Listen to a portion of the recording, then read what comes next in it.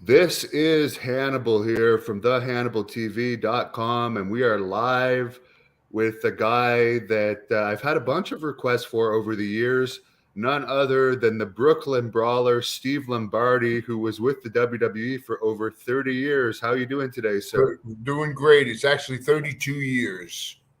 32 32 years. I years, think I'm the wow. longest reigning wrestler ever in WWE history. Well, let's start it off. You're known as the Brooklyn Brawler. Are you actually from Brooklyn? Can you tell Um, us a bit about your childhood? okay, I'm from Brooklyn. I grew up in Bensonhurst. I had I had wrestling only on Spanish TV, lucha libre. All the commentation was in Spanish, but me and my brothers were into bodybuilding. So what we were looking for is like emulating the bodybuilders' bodies. I like Bruno Sammartino, so I worked chest real hard. My brother liked Billy Graham, so he blew his arms up like a balloon.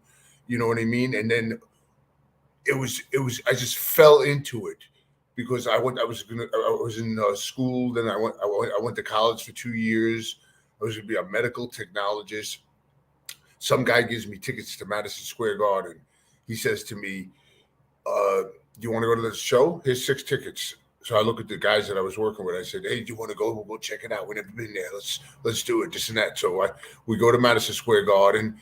We're sitting there. We got great fucking seats. Great seats. Guy next to me goes, I could tell you've never been to a wrestling match before because your excitement and your intrigue about what's going on in the ring.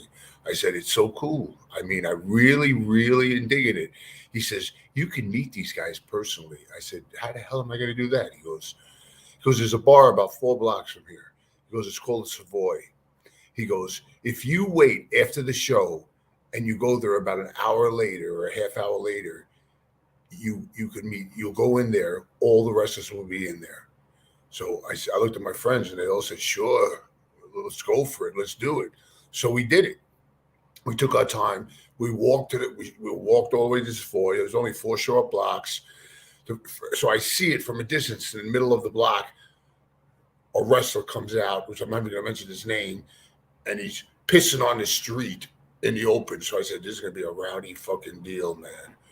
So I walk into the Savoy with my friends. They scatter. They all get drinks and this and that. And me, I'm getting talkative with all the wrestlers. So I walk up to Mr. Fuji. I say, Mr. Fuji, I never been to a wrestling match before. I says, I really enjoyed it. I think it's great. He goes, can't you see I'm talking to Arnold Skolin? You interrupt us? I said, oh, here we go. Strike one. So I go sit at the bar next to Jimmy Snuka. I order a drink. I said, Jimmy, I got I feel it in my heart that I want to do this. And Jimmy just turned to me and he said, brother, if you want this with all your heart, you can do it. You can do it. If you love it, you can do it. I believe in you, brother. Exact words. Little did I know, I kept coming back. Now I'm buying tickets. I'm coming back, and I'm bugging the guys, and they're talking in Carney about me. You know what I mean? This guy is a Miyazaki, and he comes in every Miyazaki. I mean, you know Carney, right, Hannibal? Yes, I do, but I was never. It was pretty much gone by the time I got into it. The kayfabe had finished. Yeah. So Arnold Skolin goes to me, hey kid, you want to go to you want to be a no? He goes to Mr. Fuji in Carney. He goes, do you want to? He wants to be a wrestler. This kid, he wants to be a wrestler. They all and Fuji's laughing. Hey, you know the way he is. He was, he says, show up in Shirley, Long Island, and come down to Shirley, Long Island, and for a house show. They threw me in the ring with SD Jones. I get in the ring with SD Jones. I had no tights, no boots, no nothing. SD Jones lent me his tights and boots. He actually gave them to me. He lent them to me. Then he said, keep them. And I wore them. I got in the ring and I was green as grass. I mean, I didn't know what the hell to do. So it was the first time I ever got in the ring. But before that, I got there early and Skolin says, hey, kid, get in the ring. And then he goes to Snooker, Ray Stevens, and Mr. Fuji and Carney go in the ring. He goes, run to each one of those guys and let them slam you. I took like 15 slams in a row. And they're all looking at me. All the boys are around the ring and they're all laughing because they know they're fucking blowing me up and they're killing me. You know what I mean? Because when you don't take a slam and you take 15 slams in a row, that hurts. So they all leave the ring. I go to get out. Skolin goes, not you. Mr. Saito. Carney again. Going to the ring. Saito comes in the ring. He grabs me with a belly to belly. Boom. Locks one arm. Takes me over. Boom. He says to Skolin, heavy. And I'm like, oh, yeah, man, I've been working out. I feel great. I didn't realize that was a negative term. I thought he was saying that I was heavy. I was big enough. But I realize now that it was a knock on. I didn't get up easy. You know what I mean? But it was a hell of a story. It's like a storybook of my life that came true. Because me and my brothers are in the backyard as little kids looking at old wrestling magazines, saying, look at the size of Billy Graham's arms, look at the size of this, Chief Jay Strongbow, this one, not realizing I will wrestle every single one of those guys in the end of their career. I wrestled Bruno Sammartino's last match ever because Vince said to him, Bruno, I want you to be in the WWF Hall of Fame. I know, the WWF most valuable player. He goes, go in the ring one more time. He goes, Vince, only if you put me with Brooklyn Brawler because he's safe, he's trustable, and he's not greedy in the ring. And he told me that story every time we went to autograph sessions. And then I started going to TVs, hanging around. So then they started throwing me into TVs. We were doing 3 weeks in one day. So it was in Allentown, Pennsylvania and Reading, Pennsylvania. So they're just beating the shit out of me. I'm doing jobs, squash job. And it's every week. The people in Ag Hall are saying, this is the toughest son of a bitch in the world because he just worked with Piper, got beat. He just took the Iron Sheik's camel clutch. He just wrestled this guy and he keeps coming out fresh as a daisy. So in Ag Hall, they think I'm Superman. But on TV, it's weekly, so they see it differently. You understand what I'm saying? Yeah. Do you think that WWE should bring back those enhancement matches that they used to have because it kind of helped get the finishing moves over as well as the wrestlers over? Yes.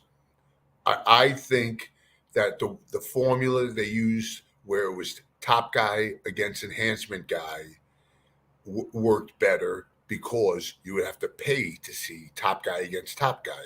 Now they're doing it like top guy, and it's everything's a competitive match. There should be, you got to build the top guy, and then put the top guy against the top guy, and then what broke my stride was Ricky Steamboat, who I had his first match when he came to WWF, and I was booked against him. I went up to Mr. Steamboat, I'm wrestling you today. He goes, okay, no problem. I just want you to know one thing. I don't beat a dish rag. I said, yes, sir. Anything you want. Takes me in the ring. He makes me look like $1 million. Double leapfrog, stop him, clothesline him, beat the shit out of him, throw him in, give him an elbow. He's selling for me. He's doing everything for me. All the boys are looking at the screen like, holy shit. Look at Lombardi. He's actually having a competitive match with Ricky Steamboat. And then after that, it started following suit, where they would all give me more offense. So you were actually trained by WWE wrestlers. You didn't go to a regular school or anything. You were just trained before the shows and stuff like that? I was trained in the shows. Well, aside from the Arnold Skoll with the slams and all that kind of stuff, that's not training. That's abuse. But I learned on the job, doing it over and over and over. I was working every TV until finally the first booking sheet came out. And then my name started to become on the booking sheet. I said, wow, I'm actually on the booking sheet. And at that time, I was working in a supermarket as a dairy manager, and I told them I called my manager up and I said I broke my leg. I said I can't come. They said okay, we'll give you disability and just heal up, get better, this and that. I said great. Now I can wrestle full time. I could go on the road. I could do my whole thing. So then about 3 or 4 months pass. The phone rings. It's the manager of the supermarket. He goes, just checking up on you. How you doing? I says, I'm coming along. He says, I could see that when you were in the camel clutch on television. He goes, I respectfully tell you, you are fired. I didn't care. I wanted to wrestle. So I got out of there and I just got on the road and I did everything I had to do. And I'm actually doing a seminar next week, and I'm going to talk to a bunch of kids about what to do and what not to do and what not to refuse. You know what I mean? I think the reason for my success, which I consider success being being longevity, was to do anything they asked me to do as far as jobs. I mean, I even got beat by a girl once. I wrestled a midget. Well, I don't know if you could say midget anymore. Little man with the Macho Man face on. So, oh yeah, Tiger Jackson. What was his name? Tiger Jackson. Yeah, Tiger Jackson. You got it. You got it. He was Dink too, wasn't he? Yeah, I believe so. Yeah. Yeah, you were also Doink. You had so many different gimmicks. Check this out. I'm sitting at home. I'm washing my car in my driveway. My wife calls me. She goes, Vince McMahon's on the phone. I go, you're kidding me. I get on the phone. I go, Vince. He goes, Steve, I got something for you to do. I go, anything you need, Vince. He goes, I know that's right. He goes, I need you to fly to Calgary and wrestle Bret Hart for the WWF World Heavyweight Championship. I said, no problem. I wrestled Bret a lot of times. He goes, as Doink. I said, Vince, the problem is the paint job. I said, I never did a paint job on my face like that. I said, I'll be happy to do it. He goes, I knew you were going to say that. What we're going to do is we're going to fly you from your house where I was living in Michigan to Cleveland, where Matt Bourne was living, and his wife is going to have the Doink suit in the baggage claim. She's going to hand it to you.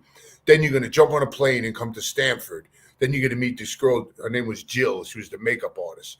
She's going to show you how to do it and how to do, and give you a diagram and give you all the paint and all the things you need to do. Then we're going to put you on a plane and send you to Calgary. Now, at that time, Doink was the hottest heel in the territory. So I get to Calgary. The paint job, I took great time. I had a fan. I was doing nice, but it's hard to do a paint job with Kurt Hennig's walking over to you and pushing your arm, trying to mess you up. You know what I mean? It was a big rib. Everything was a rib.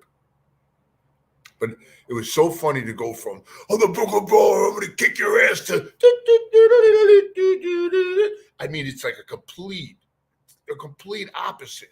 So when I walked through the curtain, I was a top heel in one day. So Bret Hart worked with me, who I also had Bret Hart's first match in WWF. I had Rock's first match in WWF. I had Mark Henry's first match in WWF. They would give me all the first matches with everything.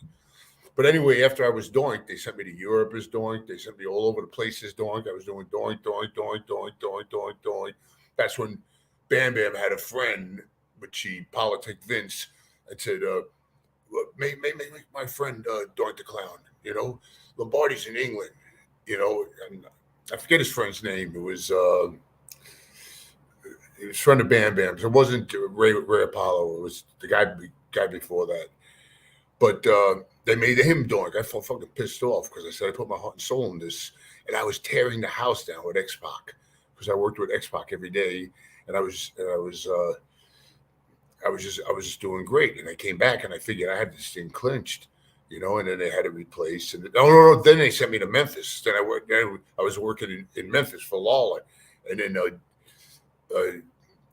Lawler says, "Did you hear they got a new Doink in New York?" I says, "What are you talking about?" He goes, "Yeah, Bam Bam's friend. They made him Doink." I says, what I'm Doink now. And he goes, well, that's what they did. So I went back and back to Brooklyn Brawler. Brooklyn Brawler was cool, but I loved Brooklyn Brawler. But people thought I was getting beat legitimately when half the guys that I was fighting, I got beat up in the dressing room. You know what I mean? But now they realize, finally, these days, they realize I was making them look good. It's got nothing to do with getting beat up. I hid their weaknesses and I accentuated their strengths. Like I wouldn't tell Mark Henry to jump off the top rope. You know what I mean? But if I worked with Marty Jannetty and Shawn Michaels, we would do everything. You know what I mean? So it was I adjusted to every situation put in front of me. Why was Matt Bourne replaced as Doink? And do you have any stories about Matt Bourne? He's a popular subject on this channel.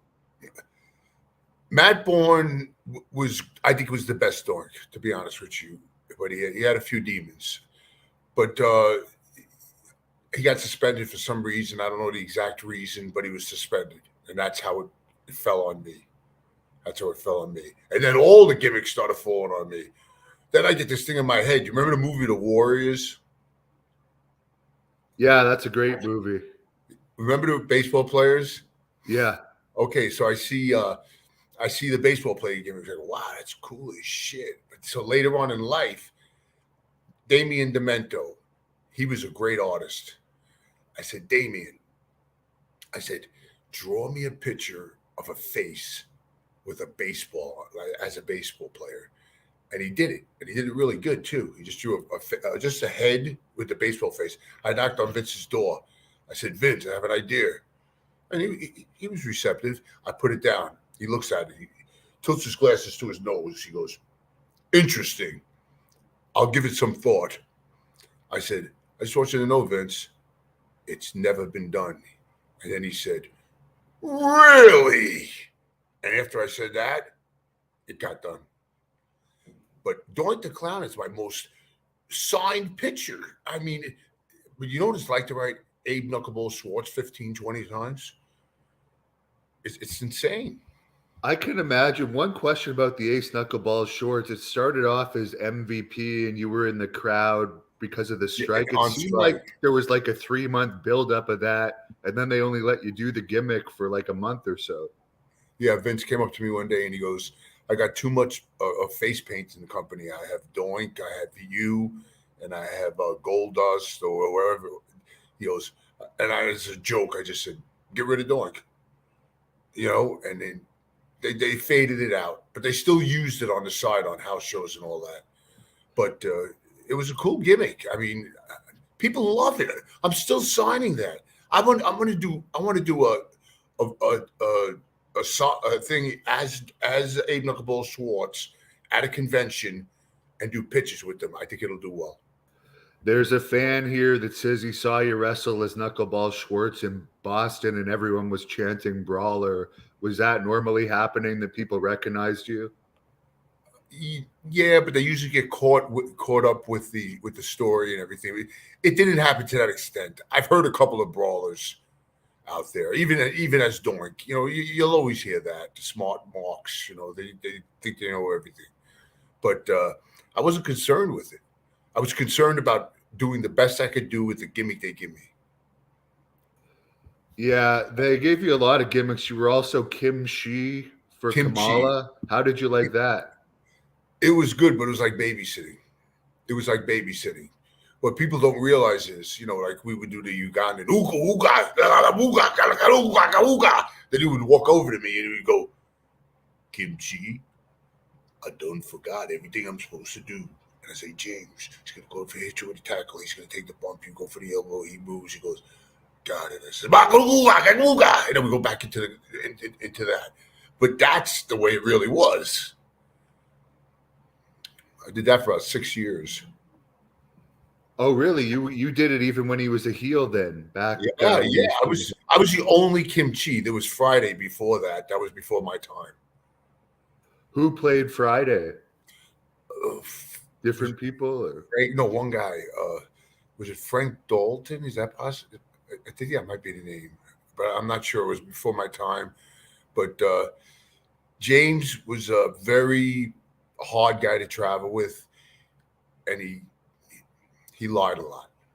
He lied a lot. Like he says, Undertaker got 150,000 for WrestleMania, and I got 15,000, which is a complete bullshit story because Harvey used to cash all his checks because he used to never pay taxes. He used to burn his house down when tax time came, said all his papers. So Harvey told me, he said, his day I should have photostated every one of those. The guy was making 20 to 30,000 a week consistently. How was your pay over the years as far as what would have been your best years making money? Did you make more behind the scenes, or was it when you were in front of the camera? When I was in front of the camera, when I first started, I think my first year I made 83 grand. I averaged between 150 and 200 every year. When a company went public, they put us under contracts and they tried to drop my salary.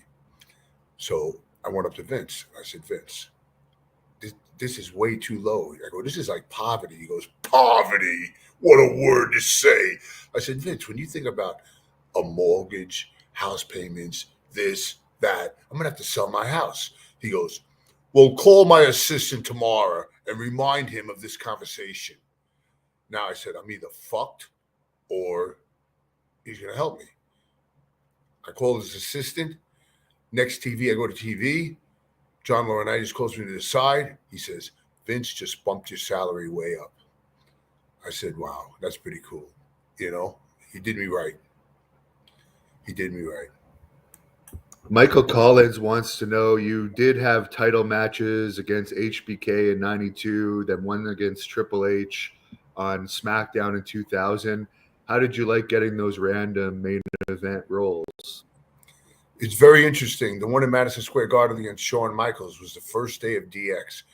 So China and Hunter were on the outside. This is how it happened. There was a battle royal 2 months before I had that match. Ken Shamrock was supposed to go over. He hurt his sternum. He cracked his sternum in his chest. And all the agents, and I walked in Vince's room too, and he said, they said, Ken Shamrock can't go over because he's hurt. Vince looked up and he said, put over Brooklyn Brawler. He's local. Forgetting that he advertised the winner of the Battle Royal wrestles the World Heavyweight Championship in the next Garden show. So I just said, yes, sir, anything you want. I won the ring. Everybody was bumping for me. I won the Battle Royal in Madison Square Garden. I come back. All the agents, which now they call them producers, all the agents said, you're never going to get that match. There's no way in a million years Vince is going to go for it. So I knock on Vince's door. I say, Vince, I didn't realize this.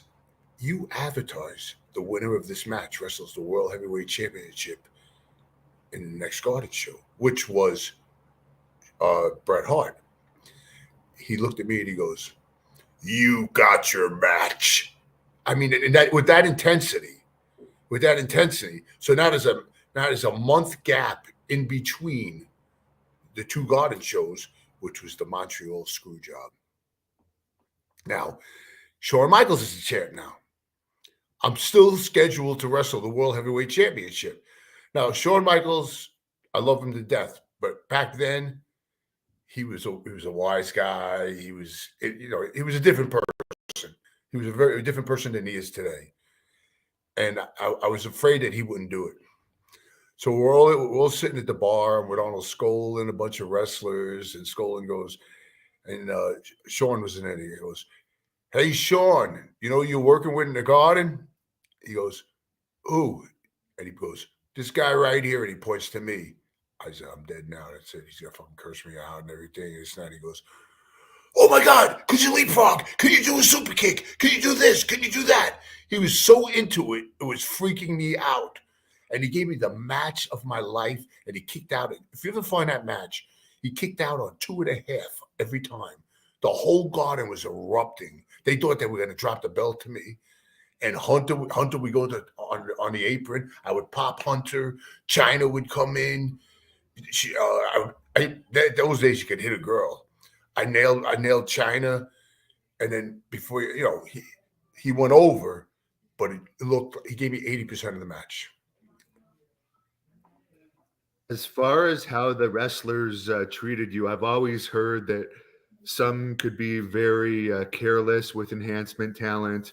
Others respected you, like Steamboat and Flair and all them. You weren't really enhancement talent because you were regular, but who were some of the guys that treated you well, and were there any that treated you like crap in the ring? I don't think anybody treated me like crap in the ring. I think some people were stiffer than other people. Like Bret Hart was snug. He kicks you in the stomach. He's kicking you in the stomach. But then again, when you work with Shawn Michaels, he's like a feather. You work at Undertaker, he's like a feather. But other people like to be snug. But actually, Shawn Michaels' kicks look better than the shoot kicks. So nobody abused me. Other talent would only get abused if they screw up a spot, if they take a shitty bump. Because if you take a shitty bump, you're making the guy giving you the bump look like shit. So that's where that abuse thing comes in. There wasn't no deliberate abuse. Now, I remember seeing you at house shows in the late 80s and early 90s. Were you regularly on the house shows every week, or was it more when somebody couldn't show up or got fired or something, you would take their place? Well, when I first started, they said if someone doesn't show up, we work and you get paid. If everyone shows up, you don't get paid. But in those days, it was Snooker Morocco, this guy, that guy. There was always somebody missing. So I more or less always worked.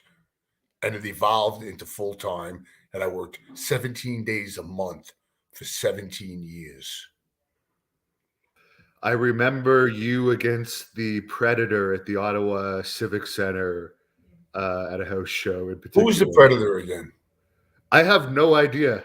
The Predator. What was his gimmick? I remember the name. I just don't remember the gimmick. I think he was a guy that they never really did anything with. He had like a mask and blonde hair, and you were brought in as the enhancement guy for that show, but everybody was cheering you in that match because they didn't know who he was.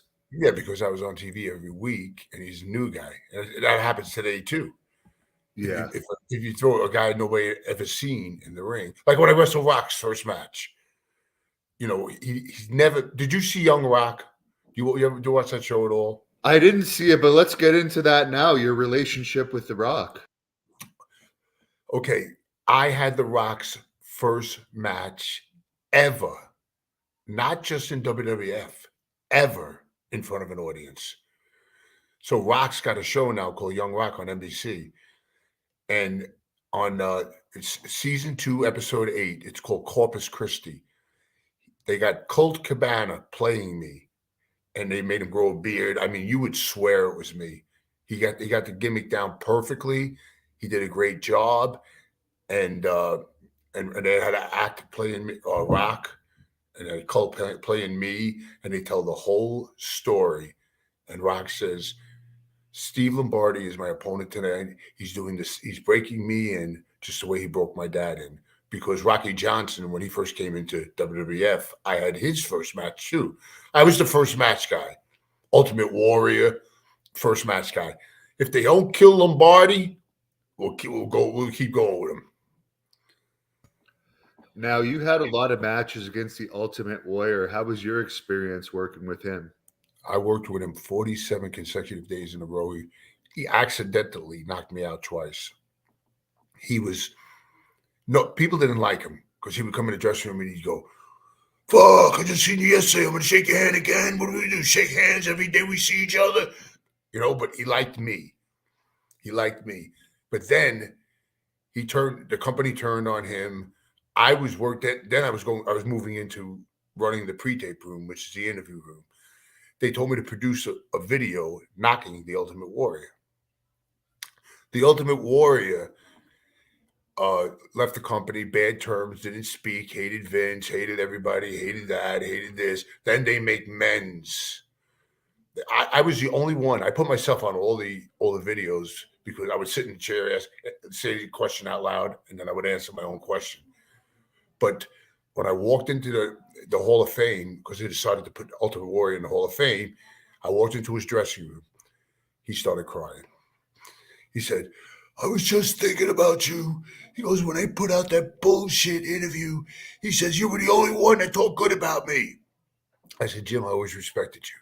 He goes, "Well, you better be prepared to stand up tonight because I'm going to tell the story how you took me in the other room and smartened me up and told me to say nothing and say yes, whatever you want me to do." I said, "Jim, please don't do that because I'm still working for the company and they're going to think that I'm a stooge. They can't tell me nothing." He goes, fuck, it was 30 years ago. I said, "Jim, please don't say that." He goes, "Okay, I won't say that, but you're gonna stand up anyway." And when he says, "Where's Steve Lombardi? Stand up," he goes, "Steve took a lot of my abuse, and he always kept a good attitude about it." That's pretty interesting. Good that you stood up for your friend. Vic says that Horace Hogan was the Predator. Okay. Do you remember that Hulk Horace Hogan? Hogan. I remember Horace Hogan.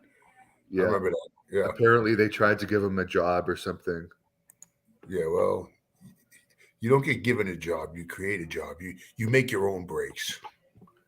The Brother Man says, "What do you think about the future of pro wrestling, and what advice would you give for future wrestlers?"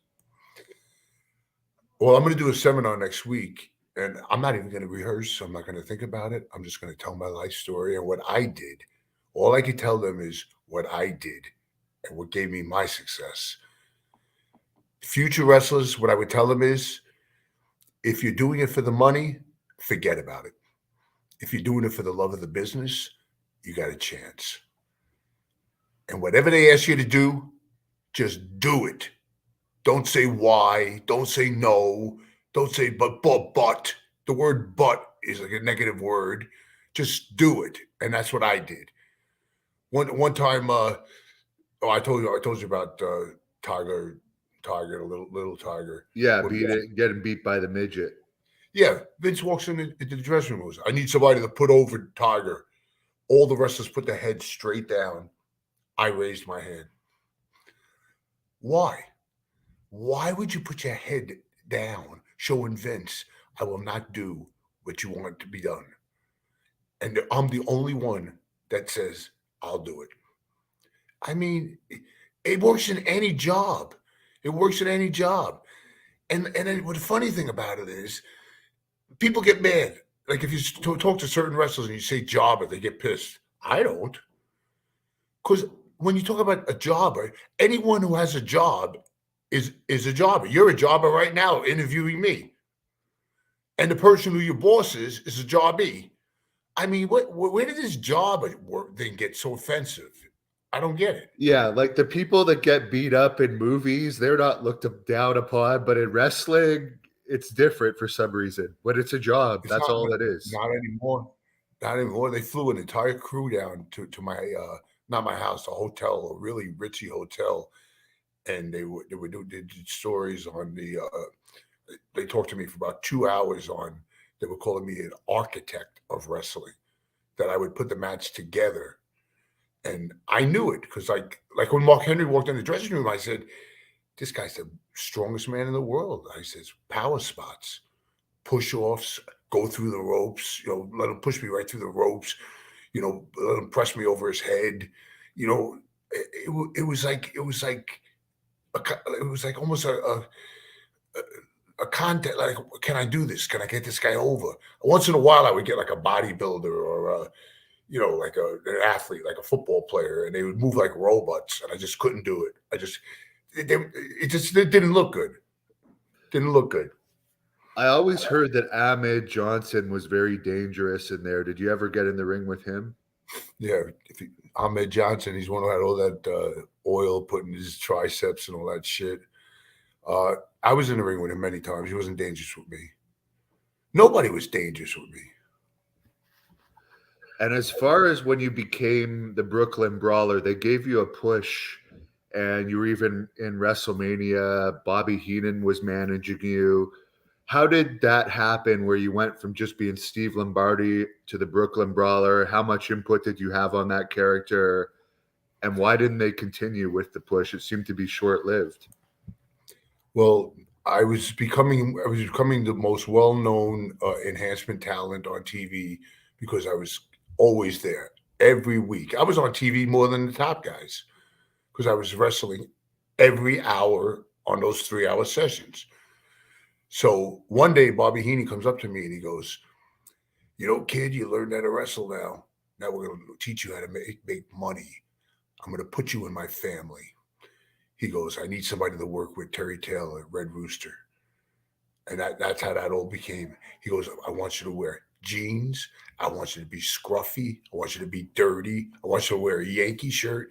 Because back then, everybody liked the Mets. They didn't like the Yankees. He goes, wait, wear a Yankee shirt. He goes, and I will come to the ring with you every time.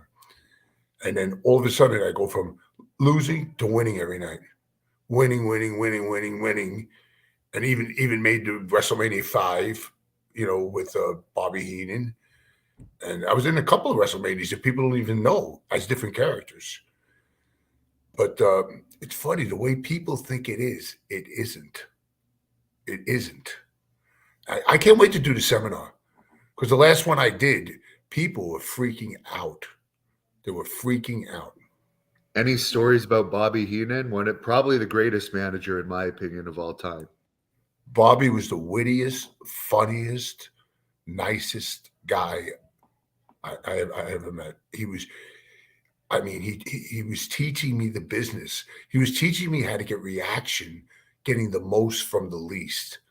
Today, they're going around the block to cross the street. They think it looks good. Yeah, it's pretty that you did this, you leapfrog, you did that, you did this. But you still wound up in the reverse chin lock. You know what I mean? Why do all that to get to this? People remember only where you got. That is true. And as far as your feud with Terry Taylor, you guys wrestled a lot. He's not one of the most well-liked people by a lot of wrestlers. Why do you think that is? And how was your relationship with him? I mean, Terry was a nice guy and everything, but if he was going over, he was in a good mood. If he was going to do a job, he was in a bad mood. The first week that I worked with Terry Taylor, I remember my pay jumped to like $7,200 in 1 week. And I told my wife, I said, now we're going to buy our first house. Terry Taylor said, I'm going to buy a Volvo. I mean, our priorities were in completely different places. Terry Taylor, he hated the gimmick. I think it was a rib, to be honest with you. I mean, come on. Dressed as a rooster.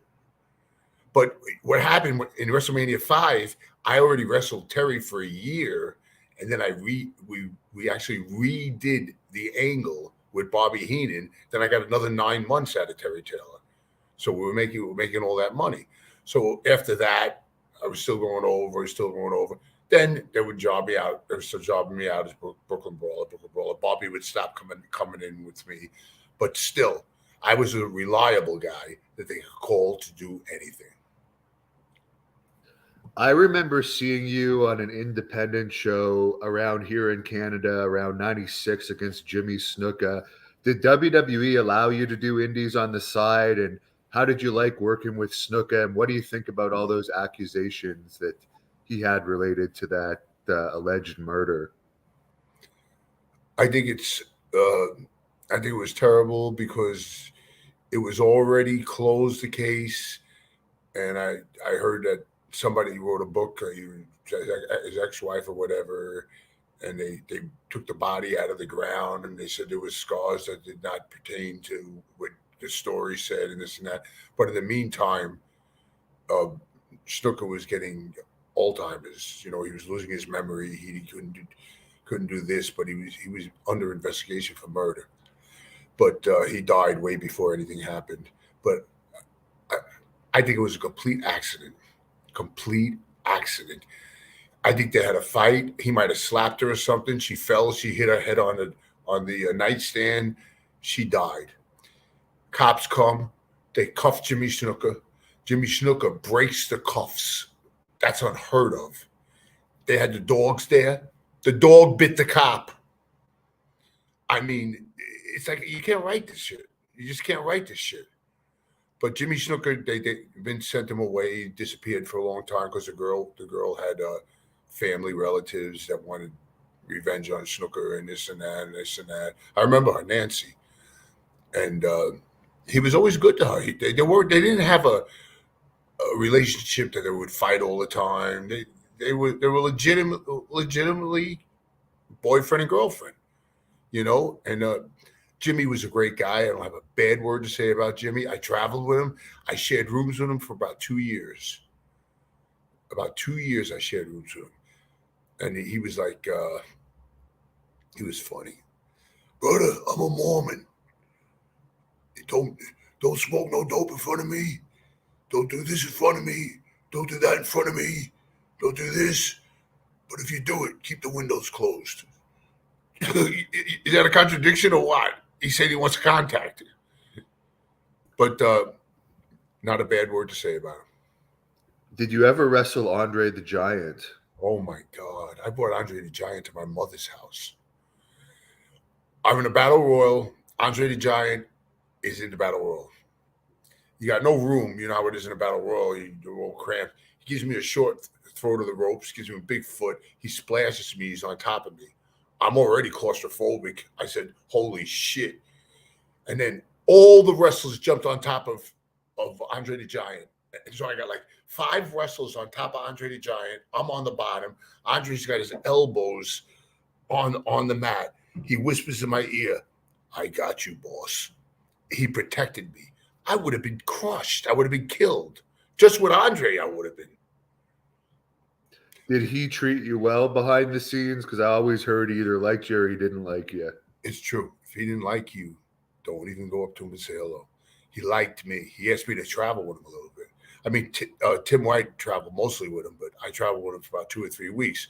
So I called up my mother. I said, Mom, I'm going to bring a wrestler by the house. She goes, who? Like, oh, some guy you don't even know who it is, you know. So she lived in a second-story house. She's out there on the top window. So I get out of the driver's seat, and I say, hey, hi. Andre gets out of the passenger seat. All I hear is, oh, my God.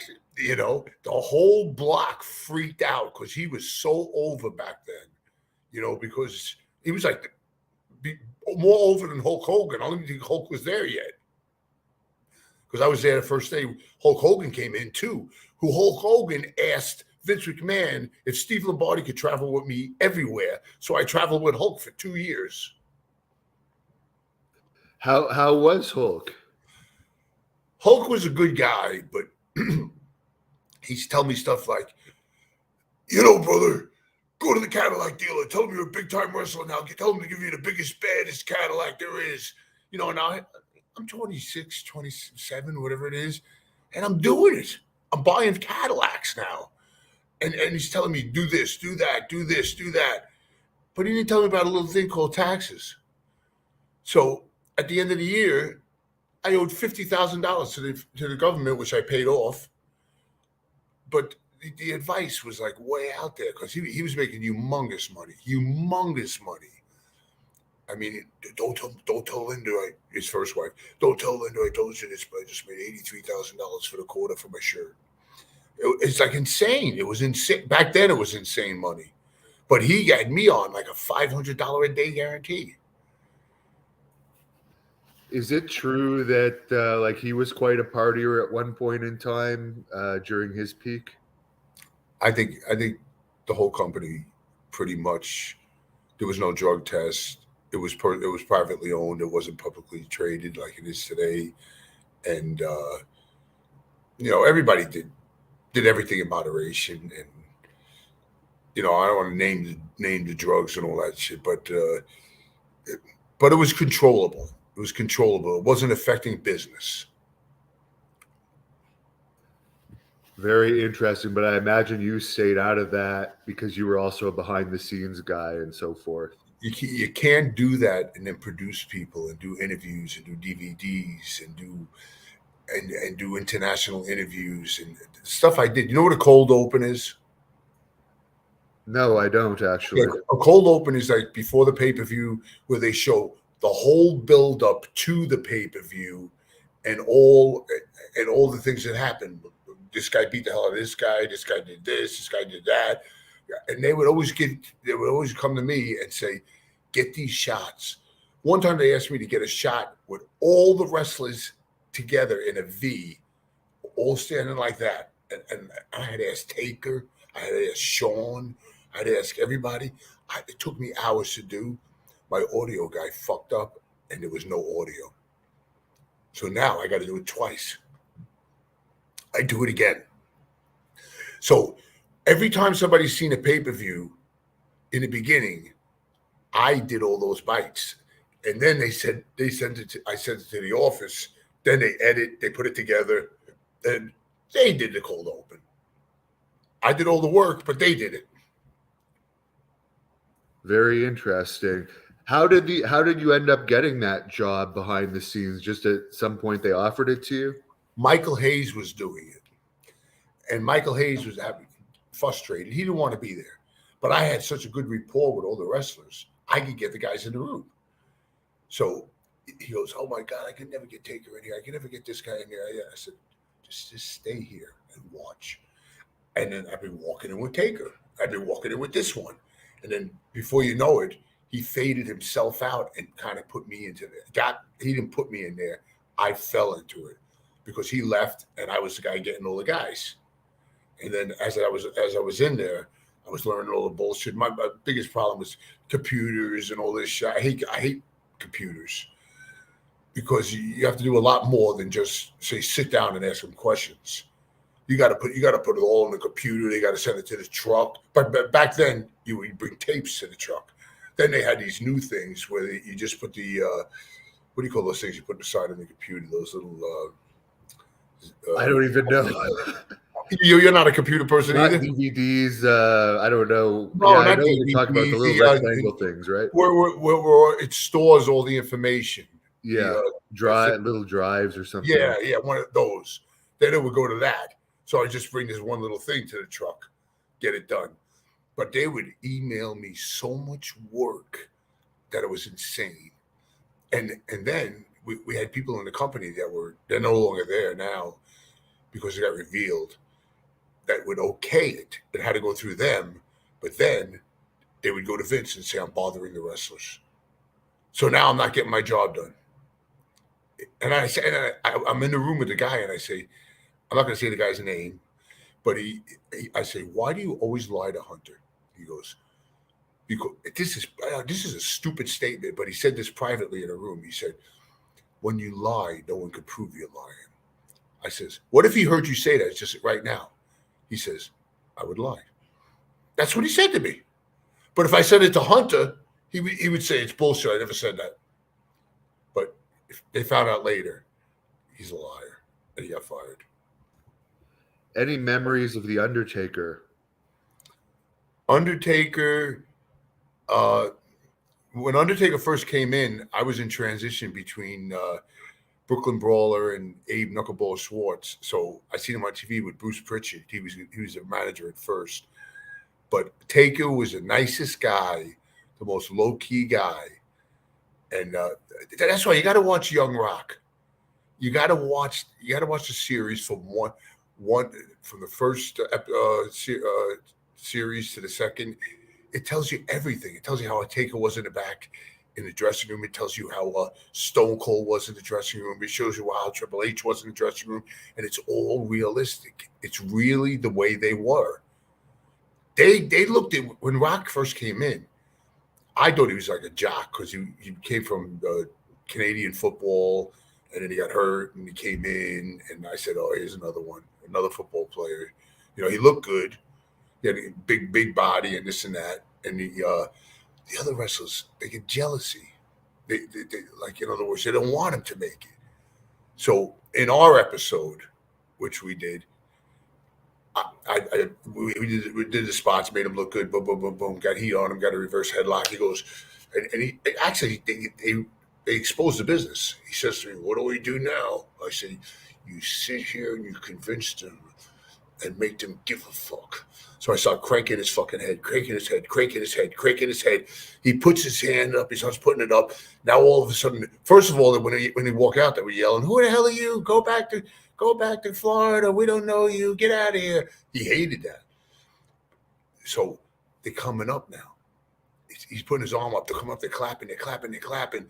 And then they show in the dressing room. They show Hunter look at Stone Cold, and Stone Cold's like that, like they're like, holy shit. And then Rock is commentating the whole thing. And he said, to have your first match in WWF is one thing, but to get a babyface reaction is unheard of and to go over. So when I got back to the dressing room, I said, Rock, that was unbelievable. He goes, you think so? I goes, why? Because they gave a fuck about you. He goes, oh my God, I'll never forget this. That's what he told me. And I'm telling you, it was like magic. It wasn't supposed to happen that way. They were supposed to boo him to death, but I turned him into a babyface. Were you around for any backstage fights in WWE? Yeah, I was around for the Shawn Michaels Bret Hart fight. I was there. I'm one of Vince's officers said Bret Hart and Shawn Michaels are fighting in the shower. But if you want to call it a fight, they both had long hair and they both had each other's hair and they couldn't move because they were holding each other's hair. You know what I mean? But they didn't like each other. They just and if you ask Bret, he would tell you the reason is that I told him that I would drop the belt to you in Montreal, and I wouldn't do that for many people. He says, Shawn Michael turned to me and says, that's more than I would ever do for you. He says, when he said that to me, I said, fuck this, I ain't doing it. He told Vince, I will not drop the belt. And you could ask Bret this, and he will tell you this. I will not drop the belt to Shawn Michaels, but I will drop it to the Brooklyn Brawler. Yeah, I actually heard that from several people that was true. Jared would like to know if you have any Mr. Fuji rib stories. Oh, my God. You remember Bobby Jaggers? Yeah, Hangman Bobby Jaggers. He's dead. Okay, when he came in, Mr. Fuji thought that it would be really funny. There was a can of black paint. He went outside and he painted his whole front windshield black. He would stick little toothpicks in where the key went because we didn't have those electric, where you just hit the button, open the door. They didn't happen back then. You had to put the key in the hole. But Fuji was a ribber like you wouldn't believe. What did you think about Mike Sharp, another enhancement guy that supposedly had some bizarre habits? Well, Mike Sharp was the type of guy that would be the last one in the dressing room. He put deodorant under his arms. He would wipe it off. He'd put it on again. He'd wipe it off. He'd put it on over and over and over and over. He was very loud. I wrestled him probably 100 times. One time in the Philadelphia Spectrum, which is no longer there, I wrestled him. We locked up. We headbutted by accident, and he got cut open and he juiced, total juice all over his face. I said to myself, this is great. They're going to make it sound like I did this to Mike Sharp. I mean, and they didn't do that. They pretend somebody else did it. You know what I mean? They couldn't push me. They didn't want to push me. Yeah, that's interesting. Michael wants to know, were you insulted when they made you Stone Cold's designated partner for a 1998 pay-per-view, and how was working with Steve Austin? Shit, I was honest. I respect the hell out of Steve Austin. Who would be insulted to be in a vignette with Steve Austin? To walk up to him and say, make me your partner, make me your partner. Beats the shit out of me, throws me into a cage, puts the boots to me, then turns around, it's Harvey Whippleman, and he goes, you're going to be my partner. You know what I mean? Shit. I'm in a vignette with Stone Cold Steve Austin. Oh, that insulted the shit out of me. Why would I be insulted? I was honored. What was your favorite time period to work for WWE? Was it the 80s boom period, Attitude Era? I love the Attitude Era. I love the Attitude Era. I loved it when it was Vince running the whole deal, and whatever he said went. And and when the business started evolving, where he was stepping back and giving more to Hunter and all. No, when we went corporate, I should say. That's when it all changed. But there was the wars going on. The wars were going on then. That's when they came with the Attitude Era, because Ted Turner couldn't do that on his Turner network because they didn't want that. It was a clean network, but we were getting racy. We were getting racy. Remember Katie Vick? Yeah, I do. Yeah. Yeah, could you imagine doing that today? They also had John Bobbitt on at one point. And Oh yeah, yeah. Oh lots man, of Lawler gave it to him. He had all those one-liners, all the one-liners. He was saying to him, what do they feel like to get your thing cut off?" He goes, I mean, he was asking him questions like that, and he was, and he's on commentation, and he's doing one-liners, and I don't even. It's Did just WCW ever make you an offer, by the way? did who? WCW during that period, did they ever make you an offer to jump? No, no, I wouldn't have jumped. I was loyal to Vince. Did you have a favorite match or favorite opponent? My favorite opponent ever would have to be Shawn Michaels in Madison Square Garden. I got to say, Rock is up there because I had his first match, but then I wrestled him 2 or 3 other times in the Garden. So those were favorite matches. Winning a Battle Royal at Madison Square Garden was a favorite. I got like 20 favorites. My whole career is a favorite. Any memories of wrestling superstar Billy Graham? I think you Oh, wrestled him once yeah. just after his hip gave out or something, if I remember When he correctly. got into that karate gimmick, remember when he did the karate gimmick? Yes. Yeah. I'm saying that's when I was saying I used to look at him in a magazine, not knowing I was going to wrestle him at the end of his career. Do you think he could have been like the Hulk Hogan if they had given him that push as a babyface rather than switching Backlund to champion at that time? Look wise, yes. Talking wise, no. Hogan came up with the gimmick because of superstar Billy Graham, because he liked the big muscles and all that kind of stuff. But Hogan had to get the gab. He could talk. Someone wants to know what's your opinion on Chuck Austin, the guy that the Rockers accidentally paralyzed that supposedly wasn't very well trained and probably shouldn't have been in the ring. I think that's a good analogy. He wasn't trained properly. I think it was the move where they put the leg behind his head and they fall down and something. I remember the episode. I wasn't there, but I heard about it, and I would say I wrestled the Rockers hundreds of times, and I never got crippled and I never got paralyzed. You just got to be careful. Takes 2 to tango. Did you ever wrestle Haku or see him Yeah. in action at all in any of his escapades outside the ring? I wrestled Haku in Japan. It was me and Rick Martel, Haku, and another Japanese wrestler. Haku was a great guy. He's so polite. He's a nice guy. He says to me, we start the match. He goes, you lock up, chop me in the chest hard, stiff. And I chop you one time, you take bump. I chopped him in the chest twice. He chopped me in the temple and knocked me out. So I'm knocked out in the egg dome in Tokyo. And did you ever get knocked out? No, but I've been rocked and seen stars lots of times. I've been knocked out a couple of times. And when you get knocked out, you feel like you're knocked out for an hour, but it's only like a matter of like 20 seconds.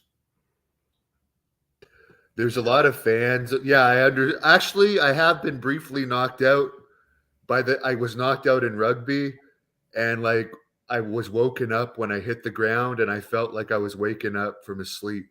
Yeah, it feels like it's a long time, but it's really a short time. Lots of questions on here. Do you think they're ever going to put you in the Hall of Fame? That's not my decision.